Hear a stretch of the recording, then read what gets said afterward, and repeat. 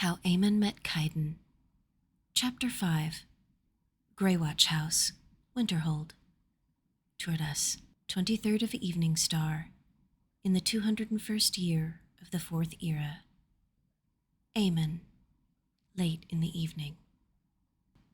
Eamon was ready to leave less than an hour after the decision was made. The Valdirs were sleeping, but would follow by coach in the morning. Eamon would ride ahead through the night and reach Riftlands before midday. The three men had mapped Eamon's route, marking each place he would stop to change horses and leave word. Eamon shrugged into his heaviest travel cloak and then placed a letter for Emelia on the front table. Just in case, Ruma, before striding out to the stable, with Gregor trailing shortly behind. "Everything is right and tight, sir," said the elderly steward. Eamon gripped the man's shoulder in gratitude and gestured toward the house. "Take care of them, Gregor. I know they want to help, but they must be exhausted after their journey today. I'm glad they planned to take the first leg tomorrow by coach instead of on horseback."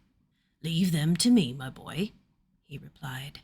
"I'll see that they're well fed, washed, and warm before they leave in the morning." He then straightened and said with some emotion, "I expect you to bring her home safely, lad, and that means you mustn't be foolhardy with your own health or drive your mounts until they break." Eamon nodded and promised to be careful.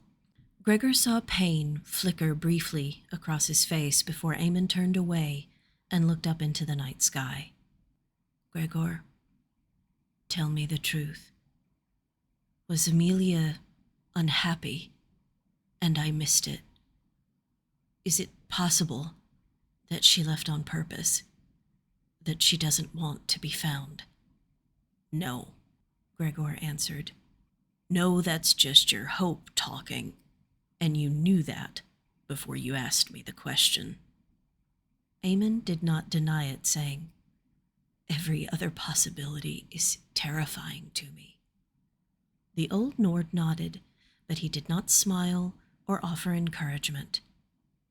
"You're hoping she left on purpose so that you can imagine her warm and hale and safe somewhere, but we don't have time for any of that."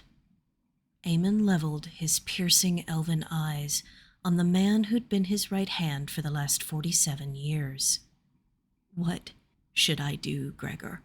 "Stop indulging your cowardice, Master Eamon. You know as well as I do that something terrible has happened to Our Lady. Stop thinking about it. Stop talking about it. Stop trying to convince yourself it isn't so. Go out there into the cold, empty dark. Find her and fetch her home." Eamon's face began to contort into a mask of panicked grief. What if she's already dead? I cannot do it again, Gregor. I will not survive it a second time."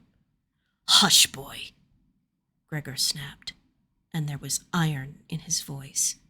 "I won't entertain this, and neither will you.